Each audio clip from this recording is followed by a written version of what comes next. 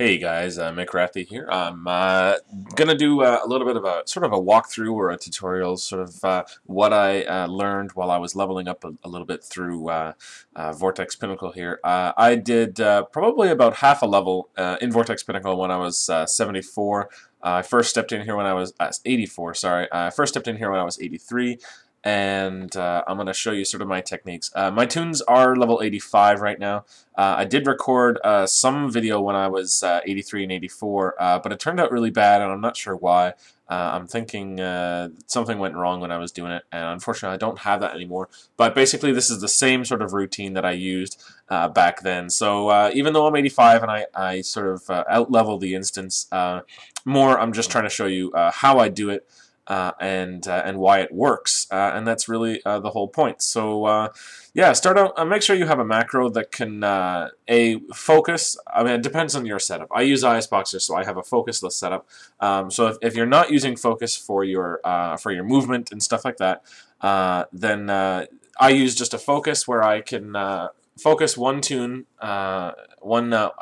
focus one mob with each tune, and then I'll have a macro that bind elemental each of them, which works on most mobs. Doesn't work on this cloud prince here, but it works on the gust soldiers and most of the other mobs in this instance, which is really handy. So you know, watch what you're doing here. You can bind a whole bunch of this stuff and make your life really easy.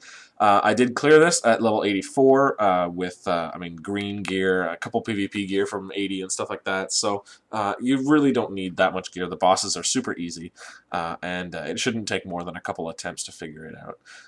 So like I said, this guy here is not immune, or he is immune to the binds, so you sort of have to burn him down. He spawns a bunch of little ads that start attacking you, which is really annoying, but you should be able to heal through it. Some of these pulls, I think the next pull here coming up is pretty difficult, and you might need to blow some elementals on these. But don't be shy about blowing elementals and waiting for them if you're trying the bosses and stuff like that. That's part of learning. You gotta figure out how you can clear each trash without dying. You certainly don't want to have to repair 50 times just trying to do this. You shouldn't have to, and once you get the CC down, it'll be alright. Vortex Pinnacle is a great instance for us because, of course, it only has elementals and humanoids, so really a big bonus for us, and we like that. So this is the really hard pack here. 2 Cloud Princes. They're immune to CC. I don't believe their small things are. The whipping winds are not immune to CC. But they are very difficult to sort of target in mid-battle and start binding them. So I just sort of single target my Shamans that are low, heal them while I'm DPSing, sort of clicking my action bars as well as trying to heal. And so it means 2 or 3 Shamans are healing, and 2 or 3 Shamans are DPSing, which makes a good mix. And hopefully you don't die. This guy here in the middle you don't need to kill. You can leave him alone. You can just let him feign death like a ghost in Mario, and don't worry about it. So we're coming up on the first boss here. He's fairly simple. I don't even use my elementals anymore at 85. At 83, you might still need to use your elementals. I'm not sure if you do or not. I think I did every single time when I was 83, and that's just the way to go, I think. Be safe. You might as well. You don't need them for any trash packs. That trash pack right there was the hardest trash pack there is. So if you need to blow your elementals on that, that's fine. You won't need it for this boss. Anyway, you can just run in basically to the boss. I stand about 5 to 10 yards away. You want to sort of be in the middle of very close melee range and far enough out so that these winds are a problem. The wind circles around the outside of the boss, and he'll pull them into him, so they're right in melee range of him. So just DPS him down really quick. He's not a problem at all.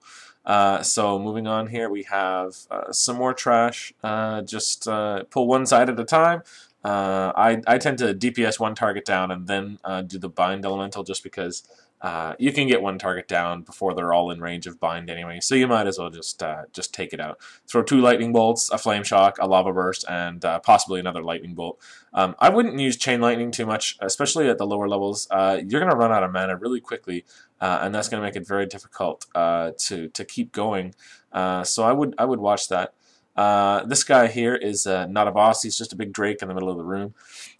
When you attack him, he spawns a health pool, like a healing rain, underneath him. So there's no point going crazy DPSing him at the start. You can just throw a couple lightning bolts, wait for him to sort of spawn that, and start running to you. And then I throw my flame shock while he's still on there, just so that the debuff is on him for when I throw my lava burst later. And that's about all I do with him. He should be fairly easy. He doesn't hit very hard, but if you let him get in melee range for too long, he does hit fairly hard. So soften him up a bit with some lightning bolts like you saw there. He's going to heal all that damage up with that stupid healing rain debuff thing. Throw your flame shocks, and then continue to throw lightning bolt, lava burst until he dies. And that's pretty much it. Hopefully you don't lose any tunes on the way. He does have some bursty kind of damage. He doesn't hit me very hard now because I'm level 85. But at 83 he was a bit more of a challenge. That AoE would take about half my life. So you know, now that I have a little bit more health, it's a lot easier. This pack here is one of the other harder packs, just because there's so many mobs. There's 6 mobs, so you can't shackle them all, or sorry, bind them all. But you can kill one, like I was doing before, and then bind the rest. Now, bind has no cooldown, so you could just start binding and then just spam bind elemental until they're all in range. And they're all bound, and you shouldn't take any damage that way. But I find that this is easier. I never did that. These guys can all be bound, so they're not too difficult. So as soon as they're all in range, boop, bind them all and just run away, and you have 5 mobs that you can choose from to kill. Very simple, very easy, and effective. No problems there. Just single target. Make sure you don't use chain lightning, because A, it's not very mana efficient, and you don't want to be taking all these elements out of bind. Second boss here, he's got one little gimmick that he does where the ground will have some wind that comes from either the west to the east to the west, north to south, or south to north, and you have to sort of stand upwind of him. So you have to the wind has to hit you first and then the boss. And as long as you can do that, you get a huge, almost like a super heroism effect. You get a big casting increase. I got really lucky in this run where both of the winds were, I was already upwind of him. But when you're not upwind, when you're downwind of him, you do get a movement speed debuff, so it's important that you switch into Ghost Wolf and run away. I do drop my Earth Elementals because this guy does hit very hard. So you wanna make sure that you're not taking those hits. Now, of course, the wind is coming from behind me now, so I get that big cast increase. It's like having my own heroism, so I don't even need to burn my actual heroism. And you can see with the first gust of wind, if you're standing in the right spot, he goes down very quickly. Make sure your Earth Elementals are there, taking all that damage. He'll switch the wind, and you'll see I didn't even really need to move. I could have stayed exactly where I was because for some reason I was still upwind of him. But I take a move really quick just to make sure and clear that boss out really easy. And then we're moving on to the last sort of tier. Now you're done with elementals now. Well, not done with elementals, but the trash packs now consist of mostly humanoids. But that's okay because instead of bind elemental, we're just going to use a hex macro. So if you have a macro for elemental, I suggest putting an alt modifier or something on it and making it a hex macro. I think you can probably do one macro that you have, a bind elemental and a bind and a hex, and that'll probably work. But I don't have it set up that way. I got it set up a different way. So here we are with the first pack of humanoids. Again, they're all humanoid. You can hex them. None of them are immune. Very easy. So just run in. I like to get right into range. I have to get my mana on one of my tunes. One of my tunes is really low on mana for some reason. I'm not sure why. I think maybe it has old water in its bags, and my macro for water is puts a priority on the level 80 water instead of the level 85. So yeah, just run into range of them and hex them. I'm going to show you on this pack here exactly what I'm talking about. And it's important that you don't aggro these mobs underneath that little electric pyramid, because they will become immune to your spells. It absorbs all the incoming spells, which is really annoying. I didn't quite run far enough here, and one of the guys at the back there did not get hexed, but he's a healer, so he doesn't do really any good damage. But he does heal a lot, and I switched targets a little too early here. He gets that big heal off on the mob that I was killing. And heals him back up halfway, so that was a little bit of a mistake, but not a problem. You can still heal through it very quickly. And you don't really even need to hex some of these mobs. I did this the first time without even hexing. I totally just spaced and didn't bother with it. You can heal through their damage. You can interrupt their heals. You can thunderstorm their melee indefinitely. So you don't really need to hex, but hex makes it so much easier that you might as well.